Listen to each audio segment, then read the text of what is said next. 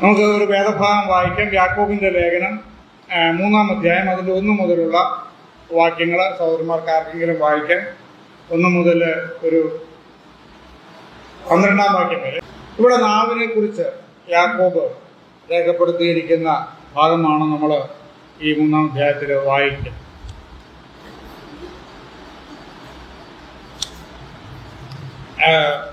യാക്കോബിൻ്റെ ലേഖനമാണ്. ലേഖനങ്ങളിൽ വചനം അറിയുന്ന പലരും ഉണ്ടല്ലോ. യാക്കോബിൻ്റെ ലേഖനമാണ് ലേഖനങ്ങളിൽ ആദ്യം രേഖപ്പെടുത്തിയിട്ടുള്ളതെന്നാണ് പറയുന്നത്. ഞങ്ങൾ സൺഡേ സ്കൂള് പഠിക്കുമ്പോൾ കാലക്രമം അനുസരിച്ചാണ് പഠിക്കുന്നത്. അതുകൊണ്ട് അപ്പോസ്തല പ്രവൃത്തിയുടെ പുസ്തകം 9-ാം അധ്യായം പഠിച്ചു കഴിഞ്ഞിട്ട് 9-ാം അധ്യായം തോന്നുന്നുണ്ട് 9-ാം അധ്യായം വരെ പഠിച്ചു കഴിഞ്ഞ ശേഷം യാക്കോബിൻ്റെ ലേഖനമാണ് പഠിക്കുന്നത്. എന്ന് പറഞ്ഞാൽ ആ കാലം എത്തിയപ്പോൾ യാക്കോബ് തൻ്റെ ലേഖനം എഴുതുവാനായിട്ട് തുടങ്ങി. അപ്പം യാക്കോബിൻ്റെ ലേഖനത്തിൽ വിശ്വാസത്തിൽ പ്രവൃത്തിയിലൂടെ നമ്മുടെ വിശ്വാസം പ്രകടിപ്പിക്കണം, അല്ലെങ്കിൽ യഥാർത്ഥത്തിൽ പ്രവൃത്തിയില്ലാത്ത വിശ്വാസം നിർജീവമാണ്. അതാണ് യാക്കോബിൻ്റെ ലേഖനത്തിലെ ഒരു സാരാംശം എന്ന് വേണമെങ്കിൽ പറയാം. അപ്പോൾ 3-ാം അധ്യായത്തിലേക്ക് കടന്നു വരുമ്പോൾ നമ്മൾ സംസാരിക്കുന്ന വാക്കുകൾ എങ്ങനെയായിരിക്കണം? പലപ്പോഴും നമ്മുടെ സഭകളിൽ അല്ലെങ്കിൽ നമ്മുടെ ബന്ധങ്ങളിൽ ഒക്കെ പ്രയാസങ്ങൾ ഉണ്ടാകാൻ കാരണമായി തീരുന്നത് ഈ വാക്കുകളാണ്. വാക്കുകളെ എങ്ങനെ നമുക്ക് കൺട്രോൾ ചെയ്യാനായിട്ട് സാധിക്കണം? പലപ്പോഴും നമ്മുടെ വാക്കുകൾ വളരെ മാന്യമായ വാക്കുകൾ ഉപയോഗിക്കാനായിട്ടുള്ള ഒരു പരിശീലനം നമ്മുടെ ജീവിതത്തിൽ നമ്മൾ തന്നെ ചെയ്യുന്നുണ്ടോ എന്ന് ചിന്തിക്കേണ്ടത് ആവശ്യമാണ്. നമ്മുടെ നാവ് പലപ്പോഴും 2 വിധത്തിൽ ഉപയോഗിക്കാം. നാവ് അനുഗ്രഹമായും ഉപയോഗിക്കാം, അതുപോലെ നാവ് ശാപമായിട്ടും ഉപയോഗിക്കാം. ഇവിടെ പറയുന്ന കാര്യങ്ങൾ വളരെ ശ്രദ്ധയോടുകൂടെ നമുക്ക് നമ്മുടെ നാവിനെ കുറിച്ച് എന്തൊക്കെയാണ് ഇവിടെ 3-ാം അധ്യായത്തിൽ പറഞ്ഞിരിക്കുന്നത് എന്ന് നമുക്ക് ഒന്ന് നോക്കാം. ഈ ഭാഗങ്ങളിൽ നമ്മൾ ശ്രദ്ധിച്ചു വായിച്ചാൽ നാവിനെ കുറിച്ച് 5 കാര്യങ്ങൾ പറയുന്നുണ്ട്. നാവ് എന്താണ് എന്നുള്ളതിനെ കുറിച്ച്. അതിൽ ഒന്നാമതായി പറയുന്നത് നാവ് ഒരു കടിഞ്ഞാണാണ് എന്ന് പറയുന്നുണ്ട്, അല്ലേ? അതിൻ്റെ 3-ാം അധ്യായത്തിൻ്റെ താഴേക്ക് വായിക്കുമ്പോൾ 3-ാം വാക്യത്തിലൊക്കെ വായിക്കുമ്പോൾ, അല്ലേ, ഒരു കടിഞ്ഞാൺ, കുതിരയുടെ ഒരു കടിഞ്ഞാണാണ് നാവ്. പിന്നീട് താഴോട്ട് വായിക്കുമ്പോൾ യാക്കോബ് പറയുന്നത് അത് കപ്പലിലെ നിയന്ത്രിക്കുന്ന ഒരു ചുക്കാനാണ്.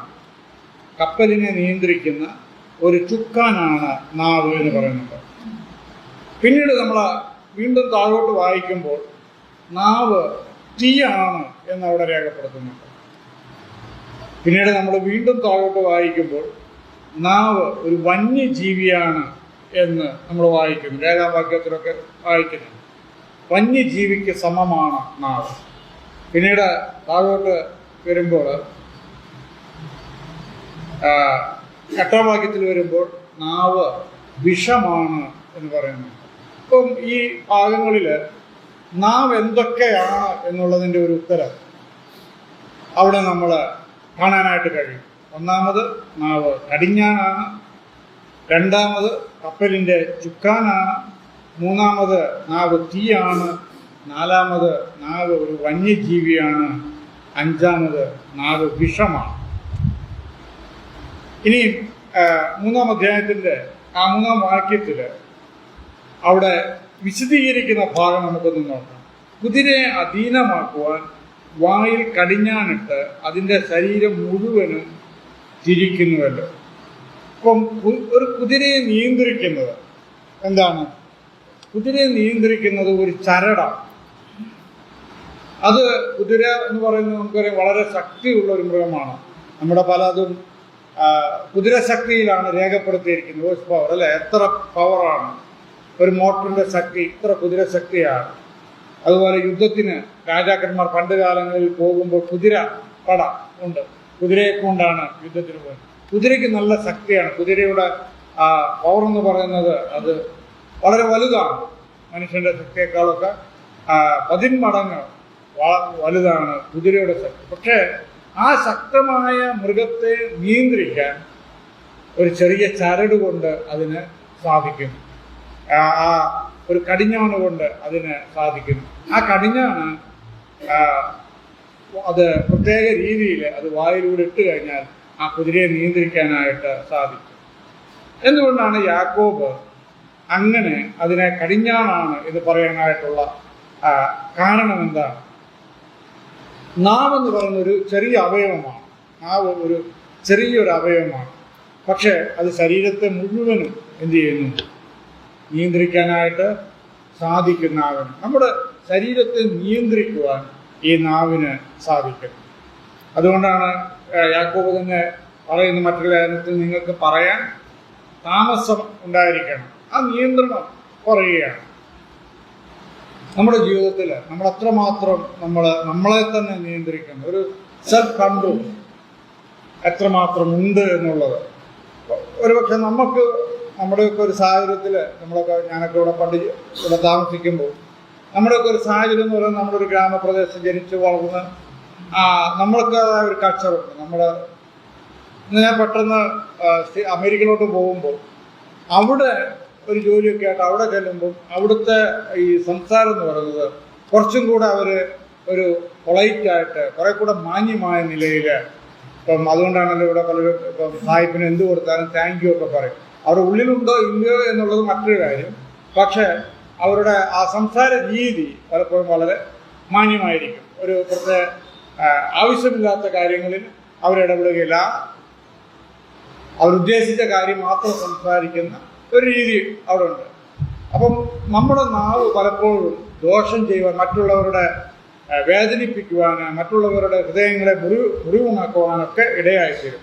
പക്ഷേ നാവ് നമ്മുടെ ശരീരത്തെ മുഴുവനും കൺട്രോൾ ചെയ്യുവാനായിട്ട് ഉള്ള ഒരു അവയവമാണ്. അതുകൊണ്ടാണ് അതിനെ യാക്കോബ് കുതിരയുടെ കടിഞ്ഞാണിനോട് തുല്യമാക്കിയിരിക്കുന്നത്. മറ്റൊന്ന്, രണ്ടാമത് നമ്മൾ വായിച്ചത് എന്താണ്? കപ്പലിൻ്റെ ചുക്കാനെ കുറിച്ചും, അല്ലെ? കപ്പലിൻ്റെ ചുക്കാനിനോട് ഉപമിച്ചിട്ടുണ്ട്. കപ്പലിൻ്റെ ചുക്കാൻ എന്ന് പറയുന്നത് കപ്പലിനെ നിയന്ത്രിക്കുന്ന ഒന്നാണ്.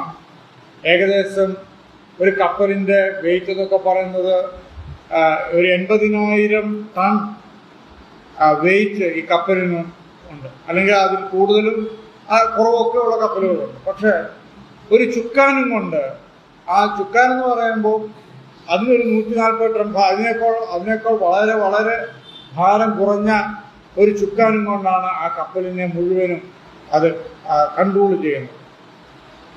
അപ്പം അതിനോട് ഉപമിച്ചിരിക്കുകയാണ് യാക്കോബ്. എന്താണ്? കപ്പലിലെ ചുക്കാൻ. അതാണ് നമ്മുടെ നാവ് എന്ന് പറയുന്നത്. അപ്പം നമ്മൾ നമ്മുടെ ശരീരത്തെ നിയന്ത്രിക്കുന്നത് നമ്മുടെ നാവ്, നമ്മൾ പറയുന്ന വാക്കുകൾ ആയിരിക്കണമെന്നുള്ളത് ഇവിടെ രേഖപ്പെടുത്തുകയാണ്. കപ്പലിൻ്റെ ചുക്ക. മൂന്നാമതായിട്ട് നാവ് പിന്നീട് പറയുന്നത് തീയാണ്. മൂന്നാമതായിട്ട് പറയുന്നത് തീയാണ്. തീയുടെ പ്രത്യേകത എന്താണ്? തീയുടെ പ്രത്യേകത, തീയ് നശിപ്പിച്ച് കളയുന്ന ഒന്നാണ്, അല്ലേ? ഈ അടുത്ത സമയത്ത് കാലിഫോർണിയയിൽ വലിയ തീ പിടിച്ചത് നമ്മൾ ന്യൂസിലൊക്കെ കാണിച്ചതാണ്. അതിനെ നിയന്ത്രിക്കാനായിട്ട് കഴിയുകയില്ല. അതൊന്ന് വലിയ തീയായി കഴിഞ്ഞാൽ നിയന്ത്രിക്കാനായി കഴിയുകയില്ല. എന്നാൽ ആ തീ ചെറുതാണെങ്കിൽ, തീ തുടക്കത്തിലാണെങ്കിൽ എന്ത് ചെയ്യാൻ പറ്റും? നിയന്ത്രിക്കാനായിട്ട് സാധിക്കും. ഇവിടെ ഒരു ചെറിയ തീ കത്തി കിടക്കാം, പെട്ടെന്ന് നമ്മൾ വന്ന് വെള്ളം ഒഴിച്ചു അത് കെടുത്തിക്കഴിഞ്ഞാൽ അത് എന്ത് ചെയ്യും? അത് കെട്ടുപോകും. എന്നാൽ വലിയതായിട്ട് വന്നാൽ കഴിഞ്ഞാലോ അതിനെ കൺട്രോൾ എടുത്തുവാനായിട്ട് സാധിക്കുകയില്ല. നമ്മുടെ നാക്ക് തീയോട് ഉപമിച്ചിരിക്കണയാക്കും. പലതിനെയും നശിപ്പിക്കുവാൻ നാക്കിന് സാധിക്കും. പലരെയും നശിപ്പിക്കുവാൻ എന്ത് ചെയ്യും? നാക്കിന് സാധിക്കും. ഇപ്പം നമ്മുടെ വാക്കുകൾ, ഇപ്പോൾ സോഷ്യൽ മീഡിയയിലൂടെയൊക്കെ അനേകരെ നമുക്കറിയാം. നമ്മുടെ വാക്കുകൾ സോഷ്യൽ മീഡിയയിലൂടെയൊക്കെ പലരെയും കുറിച്ച് പറയുന്ന വാക്കുകൾ അവരുടെ ജീവിതത്തെ, അവരുടെ കുടുംബജീവിതത്തെ, അവരുടെ ഔദ്യോഗിക ജീവിതത്തെ നശിപ്പിക്കുവാനായിട്ട്, സത്യമുണ്ടോ ഇല്ലയോ എന്നറിയാതെ നമ്മൾ പറയുന്നതായ വാക്കുകൾ ചില വ്യക്തികളെ നശിപ്പിക്കുവാനായിട്ട് ഇടയാക്കി. നാം എത്രമാത്രം നമ്മുടെ വാക്കുകൾ ശ്രദ്ധിക്കണം എന്നുള്ളത് ഇവിടെ പറയുകയാണ്. അതുപോലെ തന്നെ നമ്മുടെ വാക്കുകൾ മറ്റുള്ളവർക്ക് പ്രയോജനം ചെയ്യുവാനായിട്ട് ഇടയായിത്തീരും. നമുക്കറിയാം, ഈ അടുത്ത സമയങ്ങളൊക്കെ മോട്ടിവേഷൻ ക്ലാസ്സുകൾ അതിനുവേണ്ടിയുള്ളതായ താല്പര്യപ്പെടുന്ന ഒരു ഒരു ഒരു തലമുറയാണ് ഇവിടെ.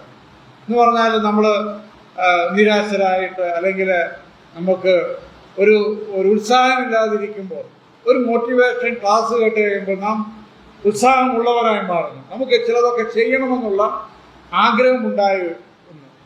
ഇന്ന് പലപ്പോഴും ഈ വ്യവസായികളുടെ മീറ്റിങ്ങുകളിലും അതുപോലെയുള്ള കാര്യങ്ങളിലൊക്കെ എന്തു ചെയ്യുന്നു, ഇങ്ങനെയുള്ള മോട്ടിവേഷൻ ക്ലാസ് എടുക്കുന്ന ആളുകളെ അവർക്ക് ഇപ്പോൾ കടബാധ്യതയായിട്ട് ബുദ്ധിമുട്ടുന്നവർക്ക് പണം കൊടുത്ത് ആ കടം തീർക്കുകയല്ല. പക്ഷെ അവരുടെ വാക്കുകൾ അവരുടെ ജീവിതത്തെ രൂപാന്തരപ്പെടുത്തുവാനായിട്ട് മാറ്റുവാനായിട്ട് നിരാശരായിരിക്കുന്നവർക്ക് ഉത്സാഹം കൊടുക്കുവാനായിട്ടൊക്കെ കഴിയുന്നുണ്ട്. എന്തുകൊണ്ടാണ്? ആ വാക്കുകളാണ്.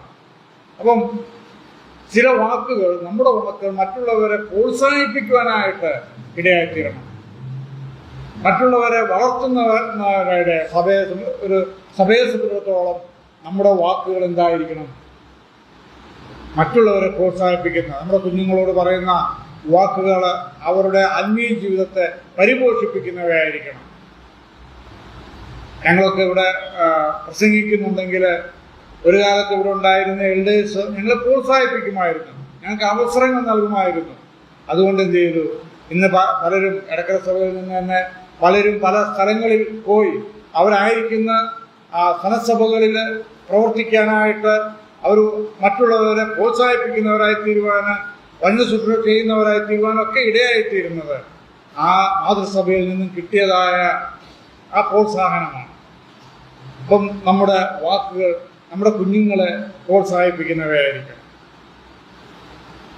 ഇനി നമുക്ക് മറ്റൊന്ന്, മൂന്നാമത് നമ്മൾ പറഞ്ഞ വാക്ക് എന്താണ്? തീയാണ്. നാലാമത് എന്താ പറയുന്നത്?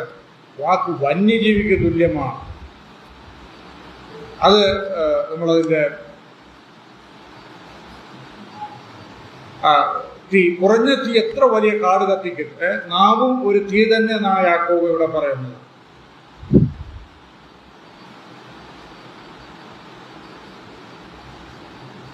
നാവും ഒരു തീ. അത് നമ്മുടെ അംഗങ്ങളുടെ കൂട്ടത്തിൽ അനീതി ലോകമായി ദേഹത്തെ മുഴുവനും മലിനമാക്കി ജീവചക്രത്തിന് തീ കൊളുത്തുകയും നരകത്താൽ അതിനെ തീ പിടിക്കുകയും ചെയ്യുന്നു. നമുക്ക് തീയുടെ കാര്യം കുറച്ചും കൂടെ വിശദീകരിക്കുകയാണ്. എന്താണ് ജീവചക്രത്തിന് തീ പിടിക്കുക? നമ്മുടെ വാക്കുകൾ തീ പോലെ നമ്മുടെ ജീവിതത്തെ നശിപ്പിക്കുവാനായിട്ട് ഇടയായിത്തീരും എന്ന് പറയുകയാണ്. നമുക്കറിയാം, ഇവിടെ ജീവചക്രം ജീവിതത്തെ ഒരു ചക്രത്തിന് തുല്യമാക്കി മാറ്റുകയാണ്. നമുക്കറിയാം, ചക്രം എന്ന് പറയുന്നത് അത് കറങ്ങിക്കൊണ്ടിരിക്കുന്ന ഒന്നാണല്ലേ ചക്രം എന്ന് പറഞ്ഞാൽ. ഒരു വസ്തു കറങ്ങുമ്പോൾ നമുക്കറിയാം, താഴെ ഇരിക്കുന്ന ആ സ്ഥലം കുറച്ച് കറങ്ങിക്കഴിഞ്ഞാൽ എന്ത് ചെയ്യും? മുകളിലായിരിക്കും. പിന്നെയും കറങ്ങുമ്പോൾ എന്ത് ചെയ്യും? മുകളിലിരിക്കുന്ന സ്ഥലം താഴെയായിരിക്കും. ജീവചക്രം എന്ന് പറഞ്ഞാൽ ജീവിതം എപ്പോഴും സന്തോഷകരമായിരിക്കണമെന്നില്ല, ജീവിതം എപ്പോഴും സമൃദ്ധമായിരിക്കണമെന്നില്ല. ചില സമയത്ത് എന്ത് ചെയ്യും?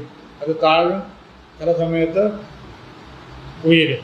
ഇവിടെ പ്രായമുള്ളവർക്കൊക്കെ അറിയാം, ഈ നമ്മൾ ഉപയോഗിക്കുന്ന പൈസ, പണ്ട് കാലങ്ങളിൽ പറഞ്ഞുകൊണ്ടിരിക്കുന്നൊരു വാക്കുണ്ട്. എന്താണ്? കേൾക്കാനൊക്കെ അറിയില്ലേ?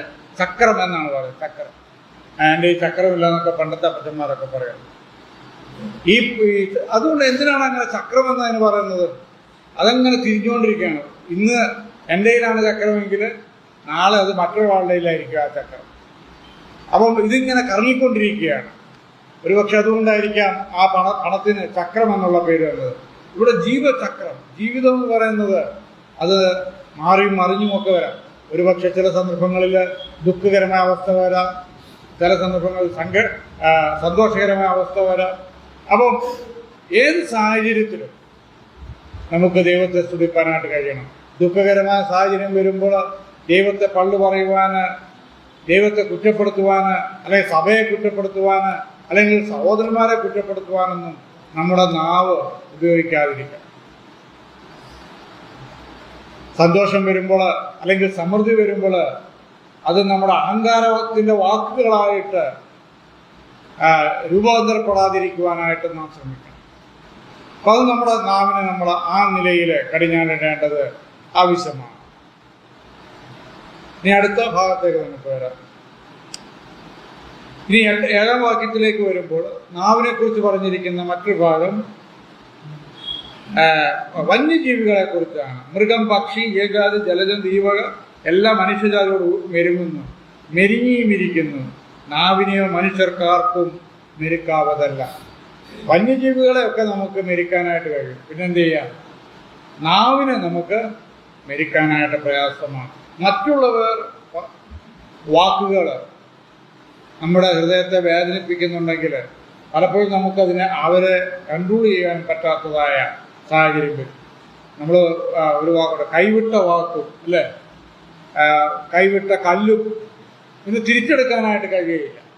അപ്പോൾ കൈവിട്ട വാക്ക് നാം എത്രമാത്രം ശ്രദ്ധിക്കണം. ഒരു വന്യമൃഗത്തിൻ്റെ അടുക്കൽ ചെന്നാൽ നമുക്ക് ഒന്നും കൺട്രോൾ ചെയ്യാനായിട്ട് പറ്റുകയില്ല.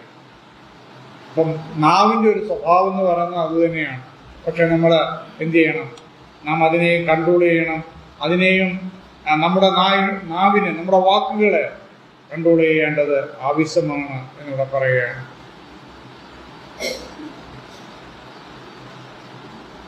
ഇനി അടുത്തത് വന്യജീവികൾ. വേറൊരു ഭാഗത്ത് താഴോട്ട് വരുമ്പോൾ നാവ് എന്താണ്? വിഷം നിറഞ്ഞതാണെന്ന് പറയും. നാവ് വിഷം നിറഞ്ഞതാണ്. നമ്മുടെ നാവ് ഒരുപക്ഷെ ശാപമായി മാറുന്നത്, നമ്മുടെ നാവ് മറ്റുള്ളവർക്ക് വേദന ഉളവാക്കുന്നുണ്ടെങ്കിൽ, നമ്മുടെ നാവ് മറ്റുള്ളവരുടെ ജീവിതത്തെ നശിപ്പിക്കുന്നുണ്ടെങ്കിൽ അത് യഥാർത്ഥത്തിൽ നമ്മുടെ നാവ് ഒരു വിഷമാണ്. യാക്കോബ് കാര്യങ്ങൾ പറയുകയാണ്. യാക്കോബിലെ വിശ്വാസികൾക്ക് എഴുതുകയാണ്. വിശ്വാസം യഥാർത്ഥ രക്ഷിക്കപ്പെട്ട ദൈവമക്കൾക്ക് എഴുതുകയാണ്. നിങ്ങളുടെ നാവ് നിങ്ങൾ കൺട്രോൾ ചെയ്യേണ്ടത് ആവശ്യമാണ്. നിങ്ങൾ പിന്നെ പറയുകയാണ്, ഇത് എന്താണ്?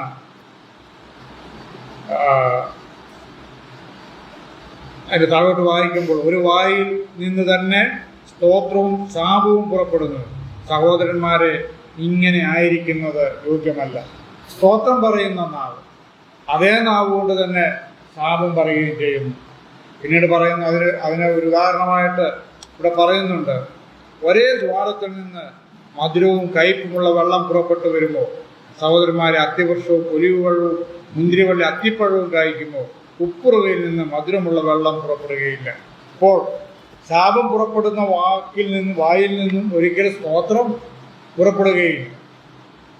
മറ്റുള്ളവരെ നശിപ്പിക്കുന്ന നമ്മുടെ നാവ്, അത് മറ്റുള്ളവരെ ഉയർത്താനായിട്ട്, വളർത്താനായിട്ട്, ആത്മീയമായി പോഷണമായി കഴിയുകയില്ല. അതുകൊണ്ട് നമ്മുടെ നാവിൽ നിന്നും ഏത് തരത്തിലുള്ള മധുരമുള്ള വെള്ളമാണോ പുറപ്പെടുന്നത്, നമ്മുടെ വാക്കുകൾ മറ്റുള്ളവരെ വേദനിപ്പിക്കുന്നതാണോ, ഇത് നാം വളരെയധികം ചിന്തിക്കേണ്ടത് ആവശ്യമാണ്. പലപ്പോഴും നമ്മുടെ സഭകളിലൊക്കെ പ്രയാസങ്ങളും ബുദ്ധിമുട്ടുകളും ഒക്കെ ഉണ്ടാകുന്നത് നമ്മുടെ വാക്കുകൾ നിമിത്തമായിരിക്കും. നമ്മുടെ വാക്കുകൾ എന്ത് ചെയ്ത്, നമ്മുടെ വാക്കുകൾ മറ്റുള്ളവരെ വേദനിപ്പിക്കുമ്പോൾ അതൊരു പ്രയാസമായി പറയുമ്പോൾ സഭയിലൊരു വിഷയമായി വരികയാണ്. നമ്മുടെ വാക്കുകൾ വളരെയധികം ശ്രദ്ധിക്കണം. ഞാനൊരു സമയം കഴിഞ്ഞ് എൻ്റെ വാക്കുകൾ ഇവിടെ നിർത്തുമ്പോൾ ഒരു വാക്യം, ഒരു ഭാഗം കൂടെ നിങ്ങളെ വായിച്ച് കേൾപ്പിച്ച് ഈ ഭാഗം നിർത്തും. നമുക്ക് ഫിലമോൻ്റെ ലേഖനത്തിലേക്ക് കടന്നു വരുമ്പോൾ എന്നെ വളരെയധികം ആകർഷിച്ച ഒരു വാചകം ഫിലമോൻ്റെ ലേഖനത്തിൽ പറയുന്നുണ്ട്. ഫിലമോൻ്റെ ലേഖനം 7-ാമത്തെ വാക്യത്തിൽ അന്ന്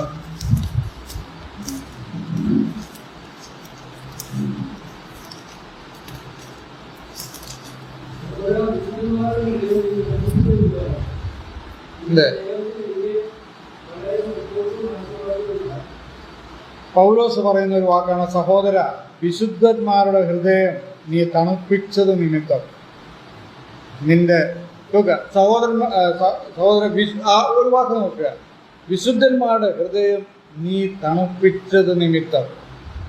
ഫിലമോനെ കുറിച്ച് പൗലോസ് പറയുന്ന ഫിലമോന് വലിയൊരു പ്രസംഗകനായിരിക്കുകയില്ല, അല്ലെങ്കിൽ ഫിലമോന് ബൈബിൾ ക്ലാസ് എടുക്കുന്ന കഴിവുള്ളവനായിരിക്കുകയില്ല. പക്ഷെ ഫിലമോൻ്റെ ഒരു കൃപ എന്ന് പറയുന്നത് എന്താണ്? മറ്റുള്ളവരുടെ, വിശുദ്ധന്മാരുടെ ഹൃദയം നീ തണുപ്പിച്ചത് നിമിത്തം എന്ന് പറയുകയാണ്. നീ വിശുദ്ധന്മാരുടെ ഹൃദയം തണുപ്പിക്കുക. നമുക്കറിയാം, ഇപ്പോൾ നല്ല ചൂടാണ്, നല്ല ഉഷ്ണമാണ്. നമുക്ക് ഇന്നലെ നല്ല മഴ പല ഭാഗങ്ങളിലും കിട്ടി. എല്ലാവർക്കും വളരെ സന്തോഷം തോന്നിയല്ലേ? ഒരു നല്ല മഴ കിട്ടുമ്പോൾ ഒരു കുളിർമ. നമ്മുടെ ജീവിതത്തിലെ പ്രയാസങ്ങളും പ്രശ്നങ്ങളൊക്കെ വരുമ്പോൾ നമ്മുടെ ഹൃദയം ഇങ്ങനെ ചൂടായിരിക്കുന്ന സമയം, അപ്പോൾ ഒരു സഹോദരൻ വന്ന് അവൻ്റെ വാക്കുകൾ ആശ്വാസം നൽകുന്നതാണെങ്കിൽ അതെത്രയോ നല്ലതാണ്, അതെത്ര മനോഹരമാണ്. നമുക്ക് എത്ര പേർക്ക് വിശുദ്ധന്മാരുടെ ഹൃദയം തണുപ്പിക്കുവാനായിട്ട് സാധിക്കുന്നുണ്ട്. നമ്മുടെ സഭയിൽ രോഗികളായിരിക്കുന്ന പ്രിയപ്പെട്ടവരുണ്ട്, മുഖാന്തരം ബുദ്ധിമുട്ടുന്ന ആളുകളുണ്ട്, അതുപോലെ മറ്റ് പ്രയാസം കൂടി കടന്നു പോകുന്നവരുണ്ട്. അവരൊന്ന് ചേർത്ത് പിടിക്കുവാൻ, സഹോദരൻ ഞങ്ങൾ കൂടെയുണ്ട് എന്ന് പറയുവാൻ, അല്ലെങ്കിൽ പ്രയാസത്തിൻ്റെ മധ്യത്തിലും ഹൃദയം തുറന്നൊന്ന് സംസാരിക്കുവാൻ നമുക്കൊന്ന് നമുക്കത് സാധിക്കണം. നമ്മുടെ വാക്കുകളെ നാം നിയന്ത്രിക്കണം. മറ്റുള്ളവർ ചെയ്യുന്നതായ ചെറിയൊരു കാര്യം ചെയ്താലും അവരോട് ആ കാര്യത്തിൽ നന്ദിയുള്ളവരായിരിക്കുവാനൊക്കെ വലുവനായ ദൈവം നമ്മളെ ഇടയാക്കട്ടെ. തുടർന്നുള്ള നമ്മുടെ ക്രിസ്തീയ ജീവിതത്തിൽ നമ്മുടെ വാക്കുകൾ കൺട്രോൾ ചെയ്യുവാനായിട്ട്, നമ്മുടെ വാക്കുകൾ മറ്റുള്ളവരെ ആശ്വസിപ്പിക്കുവാനായിട്ട്, മറ്റുള്ളവരെ പ്രോത്സാഹിപ്പിക്കുവാനായിട്ട് ദൈവം നമ്മളെ ഇടയാക്കട്ടെ. വാക്ക് വളരെ ശക്തിയുള്ളതാണല്ലേ?